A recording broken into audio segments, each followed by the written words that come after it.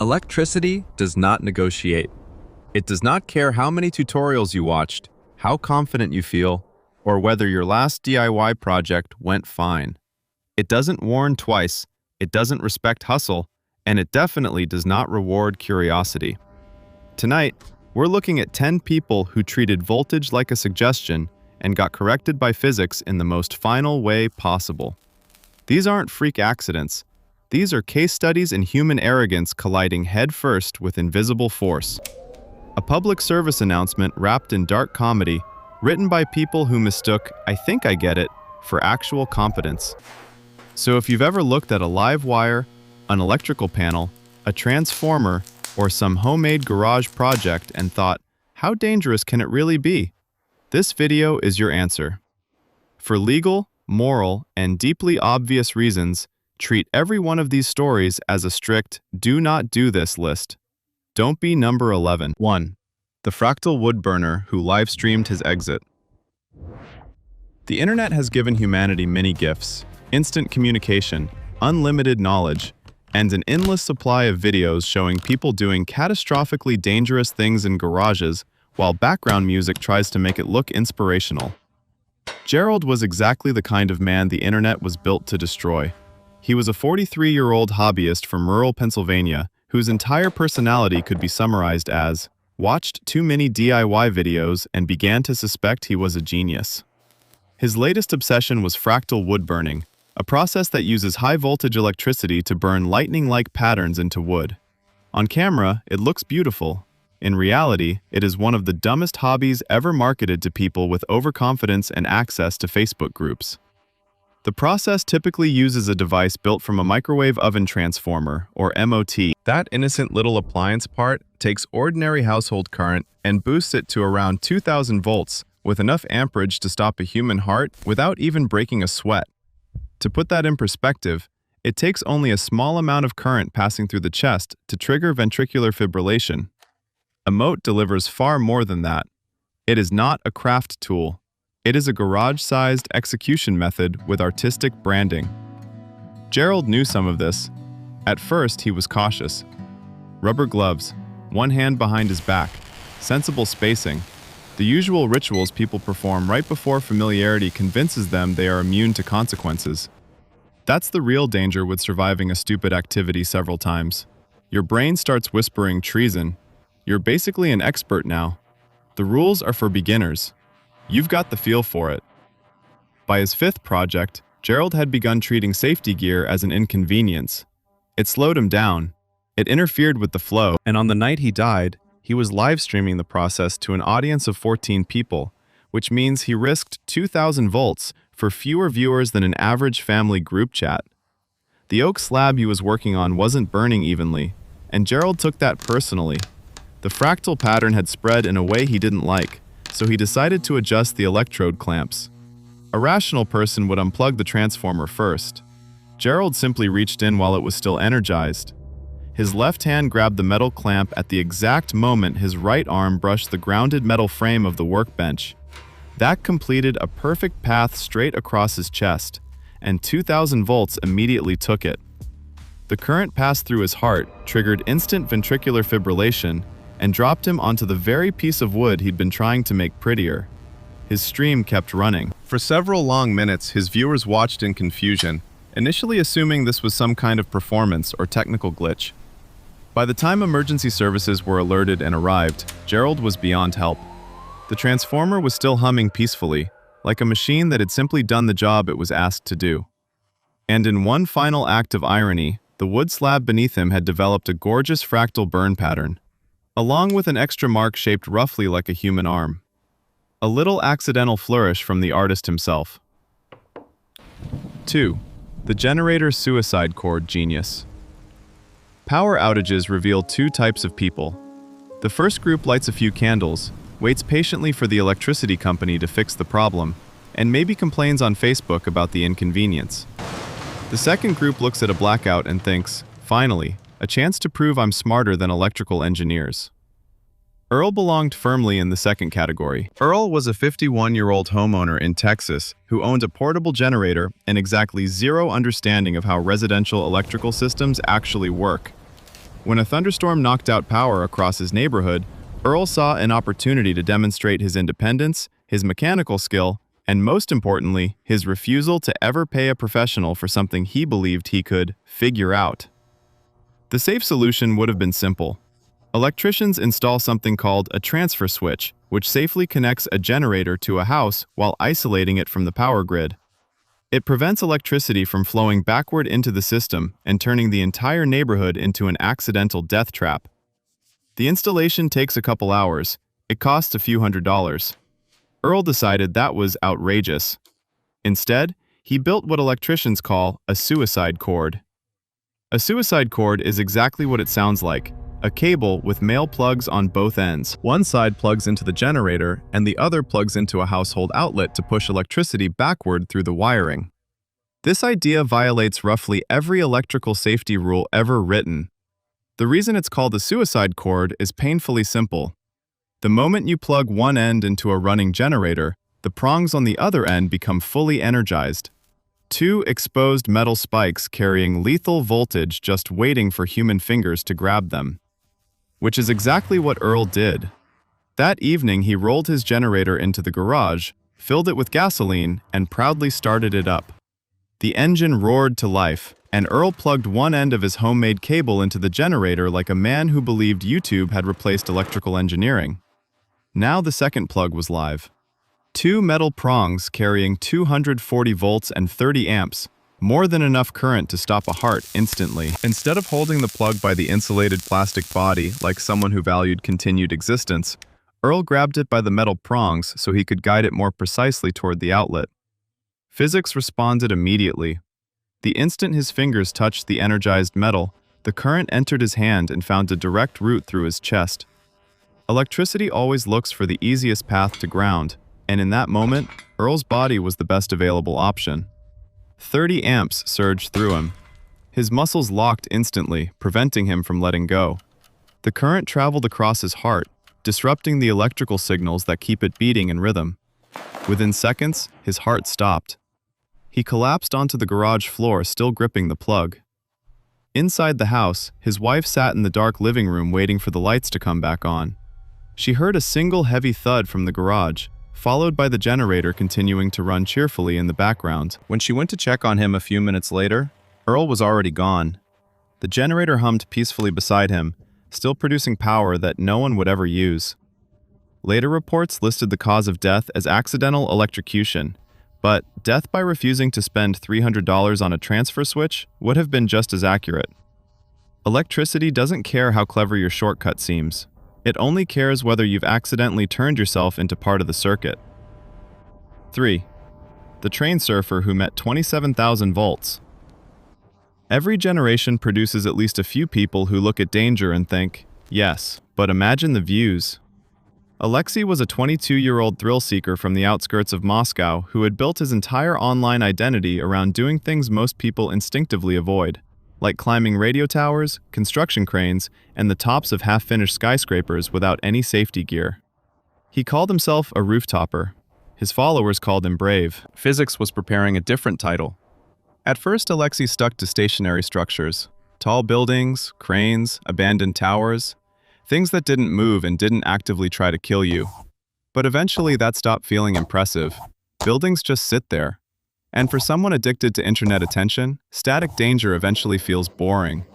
That's when Alexei discovered train surfing. If you've never heard of it, train surfing is exactly what it sounds like. Climbing onto the roof of a moving commuter train and riding it like a skateboard while filming the experience for social media. It combines speed, height, illegality, and just enough stupidity to generate millions of views. But Russian commuter trains come with an extra feature Alexei didn't fully appreciate. Above every train runs a power line called a cautionary wire, delivering electricity to the train through a device called a pantograph. And that electricity isn't the friendly household variety. Those lines carry 27,000 volts. To put that into perspective, a normal wall outlet might deliver 220 volts, already more than enough to seriously injure or kill someone. Alexei was dealing with more than 100 times that amount. But Alexei believed he understood the rules. Every train surfer knows one thing: don't touch the wire. Simple. The wire is above you. You stay below it. Everyone gets views and goes home. Unfortunately, there was one detail Alexi's education, mostly consisting of YouTube comments and TikTok clips, had failed to mention. At extremely high voltages, electricity does not need direct contact. It can jump through air. This phenomenon is called an arc flash, and with 27,000 volts, the electricity can leap across nearly half a meter of empty space. In other words, those wires don't just carry electricity, they create an invisible kill zone around themselves. Alexi did not know this. On the morning of his final stunt, he climbed onto the roof of a commuter train just as it began leaving the station. His phone was mounted to a selfie stick. His audience was waiting. His confidence was enormous. The train accelerated. Wind rushed past him. Below, the city blurred into motion. Above him, the pantograph stretched upward toward the live wire carrying enough electricity to power several thousand homes.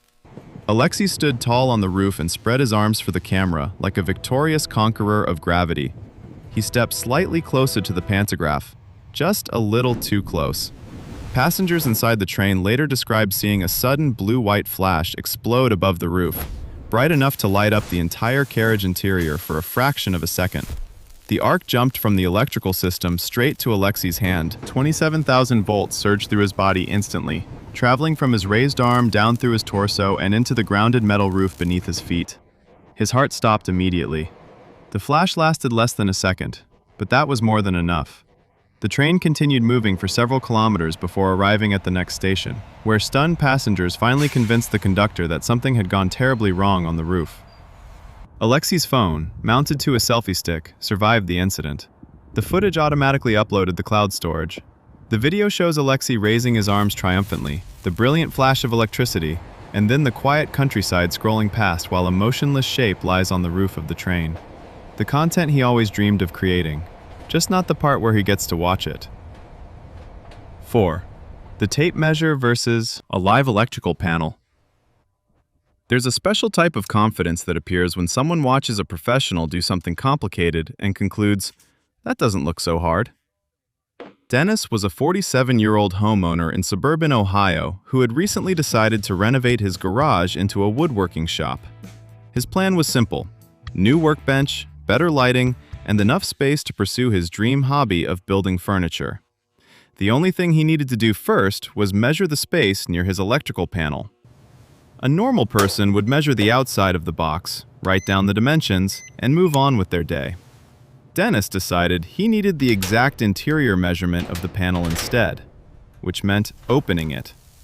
While it was still fully powered, inside that panel were 2 energized bus bars delivering electricity to the entire house, each carrying about 120 volts, combining to form 240 volts across phases, with enough available current to power every appliance, outlet, and light in the building. That's not unusual. Electrical panels are designed to safely distribute that power. What they are not designed for is someone sticking a long metal object into them like they're measuring the inside of a kitchen drawer. Dennis grabbed his 25-foot metal tape measure, the rigid kind that extends outward and curves slightly as it stretches. Perfect for measuring walls, disastrous for measuring anything near live electrical components. He opened the panel door and leaned in close, extending the shiny metal blade inside the box while squinting at the measurement marks. The panel hummed quietly. The bus bars sat exposed. Dennis extended the tape a little farther, and then physics took over. The metal blade bowed slightly under its own weight, just enough to bridge the gap between the 2 energized bus bars. The moment it touched both phases simultaneously, it created what electricians call an arc flash, which is not a spark. It is a plasma explosion. Arc flashes can reach temperatures of 35,000 degrees Fahrenheit, hotter than the surface of the sun. The sudden release of energy vaporizes metal instantly, turning solid copper and steel into expanding gas and molten droplets moving at explosive speed. Dennis essentially triggered a miniature electrical detonation directly in front of his face. The tape measure vaporized, the plastic casing melted instantly, and a ball of superheated plasma blasted outward from the panel with the force of a small bomb. The explosion threw Dennis backwards across the garage. His shirt caught fire from the thermal blast, although by that point, the fire was the least of his problems. Inside the panel, the electrical system finally reacted. The main breaker tripped, cutting power to the house, but not before the arc flash had already delivered more energy than a human body can survive. Inside the house, Dennis's wife heard a sudden boom followed by silence. Not the normal silence of a quiet house, the kind of silence that comes after something has gone terribly wrong. When she stepped into the garage, she found Dennis lying several feet from the panel, the tape measure still fused into a twisted lump of metal in his hand. The electrical panel was destroyed. The wall behind it was scorched black. The smell of burned insulation, ozone, and vaporized copper filled the air. Paramedics arrived quickly, but there was nothing left to save. Dennis had absorbed the blast at point-blank range. Later reports estimated the arc flash had generated enough thermal energy to instantly incapacitate him before he even hit the floor. The final irony was almost poetic. Definition had been measuring the panel to determine where to place a woodworking bench, a hobby that, while occasionally dangerous, rarely involves plasma explosions hotter than the sun. His widow eventually hired a licensed electrician to install a new electrical panel. The job cost about $400, which is considerably less than the cost of a funeral, and infinitely cheaper than learning that some measurements simply aren't worth taking. 5. The vintage TV that was still very much alive. Nostalgia is a powerful thing. It convinces people that old video games were better, old movies had more charm, and old technology had character. What nostalgia does not usually mention is that older electronics were also designed during a time when safety standards were more of a philosophical suggestion than a requirement. Marcus was a 34-year-old software developer from Portland who had recently fallen deep into the rabbit hole of retro gaming. To Marcus, playing classic games on modern flat-screen TVs was practically sacrilege. The pixels looked wrong, the colors were off, the experience lacked authenticity. What he wanted was the real thing. A CRT television, the kind with a thick glass screen, a curved display, and enough internal voltage to stop a human heart even after being unplugged. Marcus eventually found the perfect one at an estate sale, a massive 32-inch Sony Trinitron, the legendary tank of the CRT world. The television weighed around 150 pounds, contained more glass than a small aquarium, and was built with the kind of durability normally reserved for Cold War military equipment. It worked perfectly, but there was a small problem.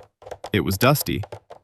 Marcus was the kind of person who organized his game cartridges alphabetically and cleaned his keyboard weekly with cotton swabs.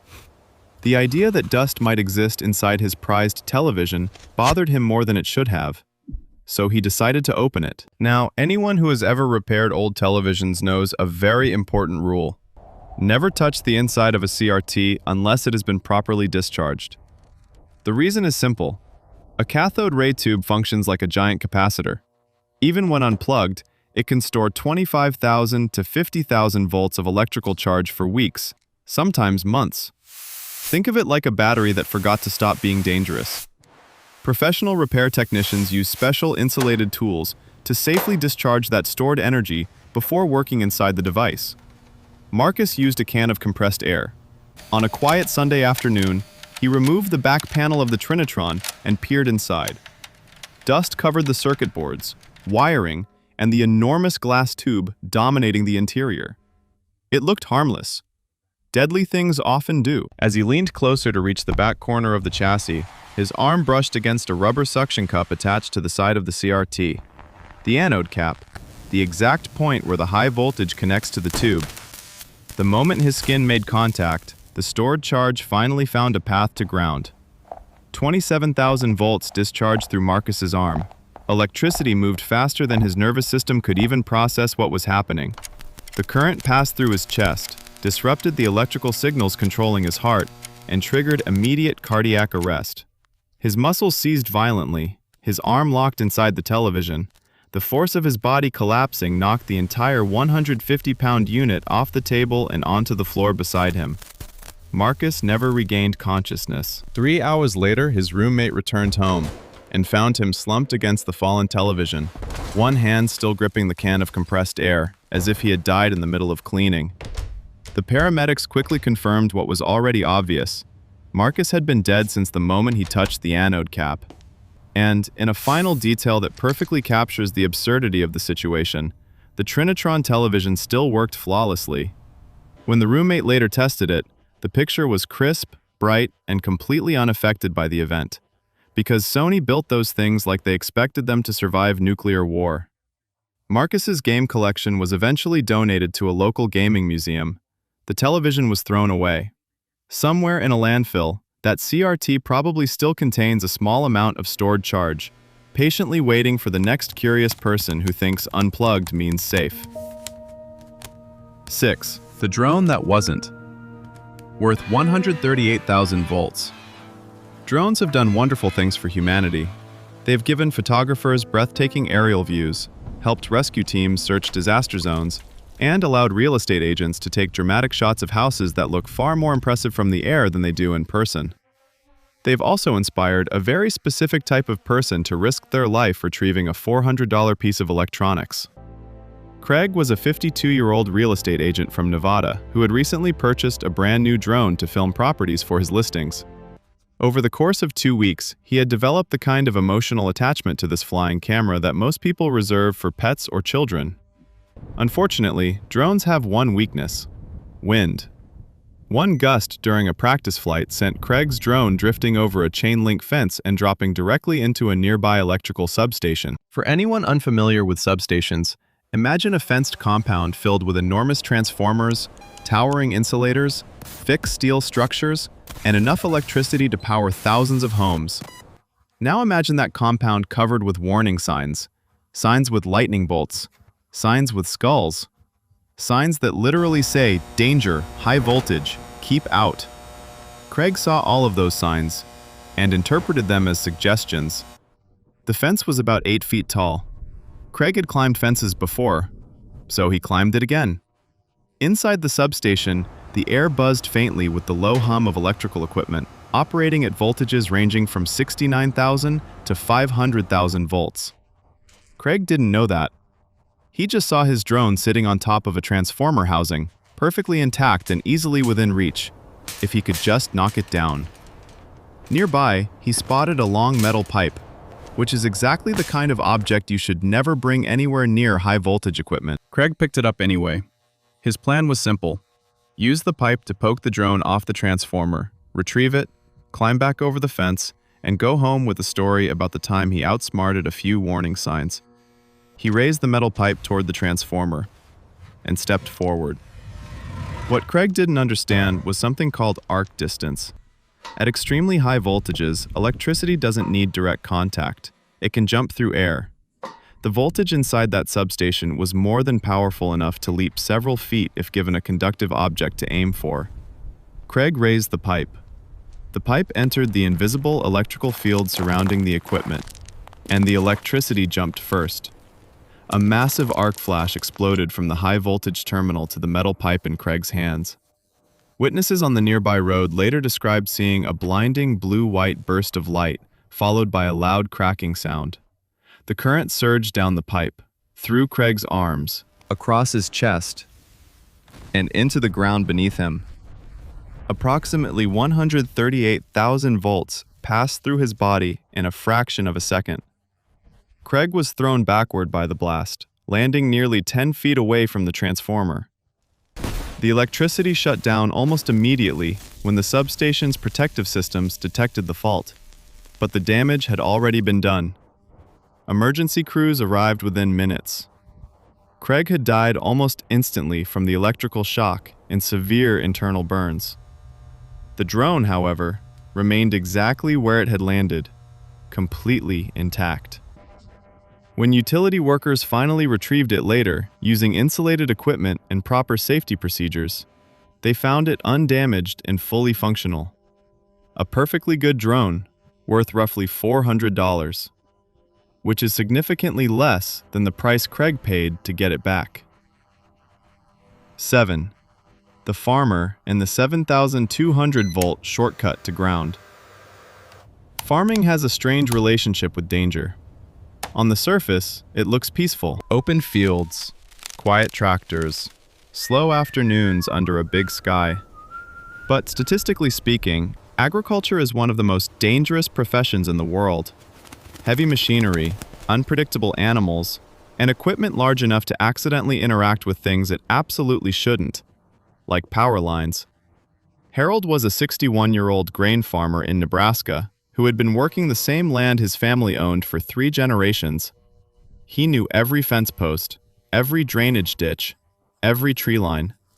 The overhead power line crossing one section of his property had been there for 40 years, which meant Harold had stopped actively thinking about it somewhere around year 10. On the afternoon of his final mistake, Harold was moving a grain auger across the yard. A grain auger is basically a giant rotating screw inside a long metal tube used to move grain from trucks into storage bins. Mounted on wheels, the equipment can be towed behind a tractor, but when extended to full height, that long metal tube becomes exactly the right size to reach things that were previously out of reach, like power lines carrying 7,200 volts. As Harold slowly maneuvered the auger between a shed and the overhead wire, the top of the metal tube made contact with the line. Instantly, the entire auger became energized. 7,000 volts surged into the metal structure, turning it into a giant electrically charged object sitting in the middle of Harold's yard. But here's the important part. Nothing happened. At least, not right away. The auger was sitting on rubber tires, and Harold was still in his tractor, also sitting on rubber tires. That meant the electricity had no path to the ground. It was there, flowing through the metal equipment, but it couldn't complete a circuit. In that moment, Harold was actually safe. If he had stayed in the tractor and called the power company, the situation would have ended with nothing more than a long afternoon waiting for a utility crew. But Harold saw the auger touching the line and thought exactly what most people would think. I should probably move that. He climbed down from the tractor, walked over to the auger, and grabbed the metal handle to reposition it. The instant his hand touched the energized metal while his boots were standing on the soil beneath him, the circuit finally had what it needed: a path. Electricity rushed through Harold's body in a fraction of a second. The current entered through his hand, passed across his chest, disrupted the electrical rhythm of his heart, and exited through his feet into the Nebraska ground. He died almost instantly.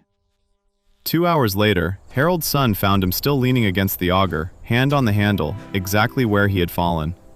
The auger was still touching the power line. The equipment was still energized. The scene looked like a perfectly staged diagram from an electrical safety manual.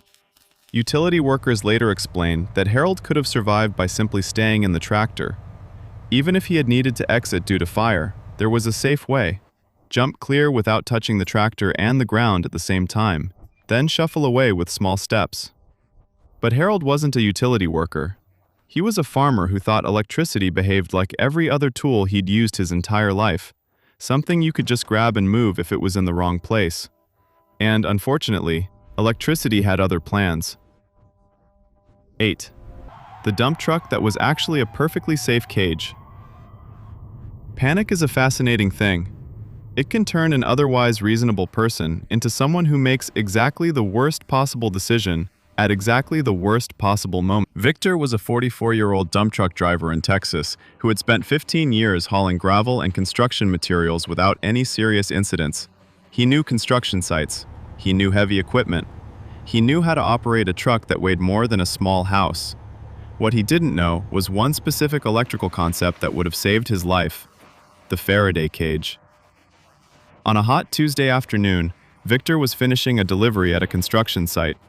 He pulled into position and raised the dump bed to unload a pile of crushed limestone. As the truck bed lifted higher and higher, it slowly approached an overhead power line crossing the site. No one noticed. Not the crew, not the foreman, not Victor. Until the top of the steel dump bed touched the wire. The line carried 13,800 volts. The moment contact was made, the entire metal frame of the truck became energized. Sparks shot from the contact point, and the air filled with the loud crackling sound of high-voltage electricity searching for a way to reach the ground. But here's the strange part. Victor was still safe. A truck is made almost entirely of metal, and the electricity flowed along the outside of the vehicle like water running across a roof. Because the truck's tires were rubber, the current couldn't easily reach the earth. This created a natural Faraday cage. Inside the metal cab, Victor was essentially protected. The electricity surrounded the vehicle, but it couldn't reach him unless he gave it a path. All he had to do was stay in the truck. call for help, wait for the power company to shut down the line. Instead, Victor looked out his window and saw sparks raining down from the wire. His tires began smoking slightly as electricity attempted to arc through them. From his perspective, the truck looked like it was about to catch fire. So Victor did what panic tells people to do. He tried to get out. There's actually a correct way to exit a vehicle that's touching a power line. Drivers are taught to jump completely clear, landing with both feet together and avoiding contact with the vehicle and the ground at the same time. Victor didn't do that. He opened the door, grabbed the metal handle for support, and stepped down onto the dirt.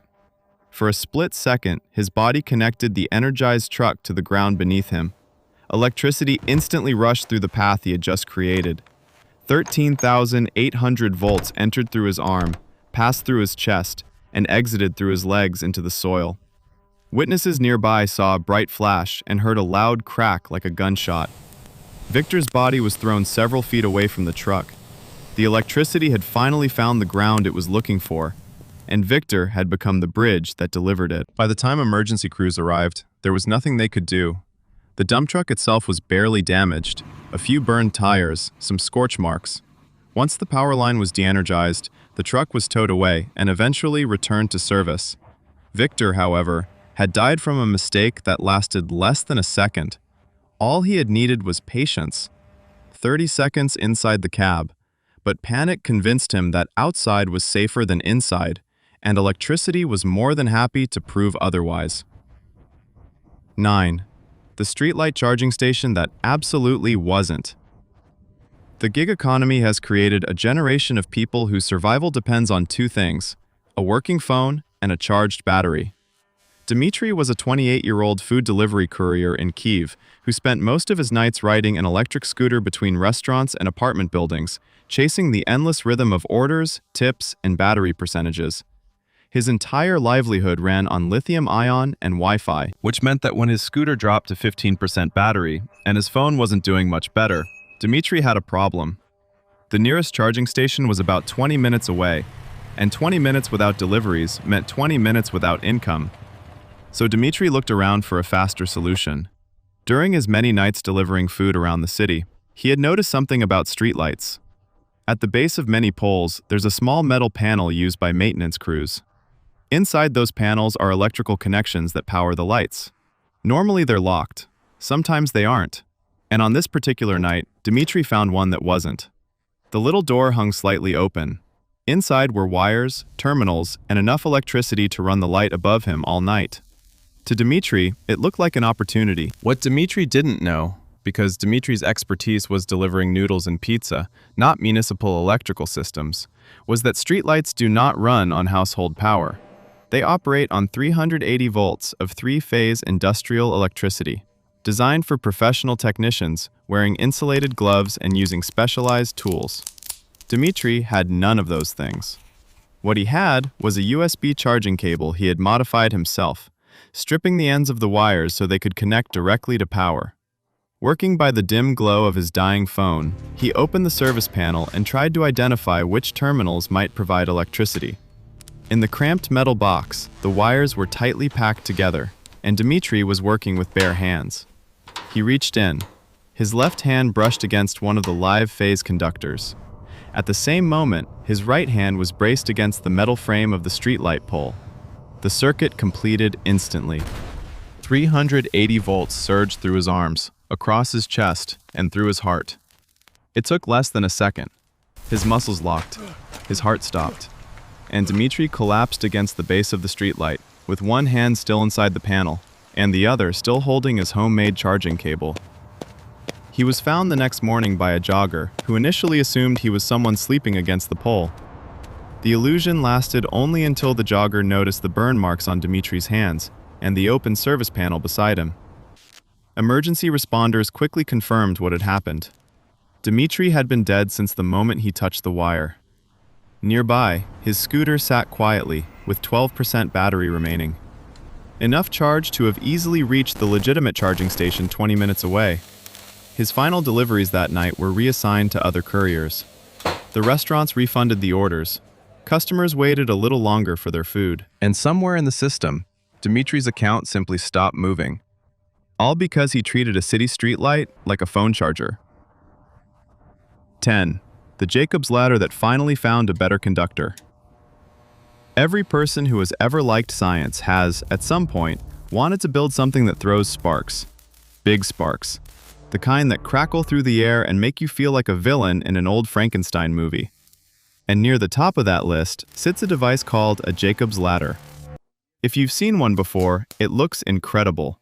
Two metal rods shaped like a V, with a bright electric arc that forms at the bottom and climbs upward, twisting and dancing as hot air rises. It's dramatic, it's mesmerizing, and it is powered by tens of thousands of volts. Kenneth was a 39-year-old accountant from Minnesota who had discovered a passion for high-voltage experiments about a year and a half before that passion discovered a way to kill him. His garage slowly transformed into something between a hobby workshop and a small electrical laboratory. Tesla coils, capacitor banks, homemade transformers, devices that most trained electricians would approach with extreme caution. Kenneth approached them with enthusiasm. Eventually, he built his masterpiece, a Jacob's ladder powered by a 15,000-volt neon sign transformer, mounted neatly to a wooden base with two copper rods angled upward so the arc would climb in a perfect glowing ladder. And it works beautifully. Every time he turned it on, a brilliant arc formed between the electrodes and rose upward with a loud crackling sound. Friends were impressed. Videos were recorded. Nothing bad happened. And that's the most dangerous outcome possible when someone repeatedly does something risky. Because survival begins to look like proof of competence. On the night of Kenneth's final experiment, he was filming a video demonstrating improvements he had made to produce larger arcs. The device was running perfectly. Electricity danced between the copper rods. The arc climbed upward just like it should. But Kenneth noticed something small. One of the electrodes had shifted slightly out of alignment from the heat. The arc looked crooked. That bothered him. A trained technician would have turned the device off, waited for the transformer to discharge, and only then adjusted the electrodes. Kenneth simply reached toward the rod while the machine was still running. His hand moved into the arc's path. About 3 inches from the electrode, the electricity found a better route. The arc jumped from the rod to Kenneth's hand instantly. 15,000 volts surged through his arm and across his chest before his brain could even register what had happened. His muscles locked violently, and his hand clamped onto the copper electrode, which meant the current kept flowing. The Jacob's ladder continued running, the electrical arc now partially traveling through Kenneth's body, while the transformer hummed steadily on the workbench. His heart stopped within seconds, but the device kept operating, for nearly 4 minutes, until the transformer overheated and automatically shut itself off. Kenneth's wife found him when she came into the garage to ask about dinner. He was still standing, rigid, hand fused to the copper rod. Emergency responders eventually had to use insulated tools to separate him from the device he had built. The official report listed the cause of death as electrocution, but the real cause was simpler. Kenneth had built a machine designed to create a path for electricity through air, and then accidentally offered it a much better conductor, himself. Electricity is one of humanity's greatest tools. It powers our cities, our homes, our hospitals, and nearly every piece of technology we depend on. But electricity also follows exactly one rule. Physics wins.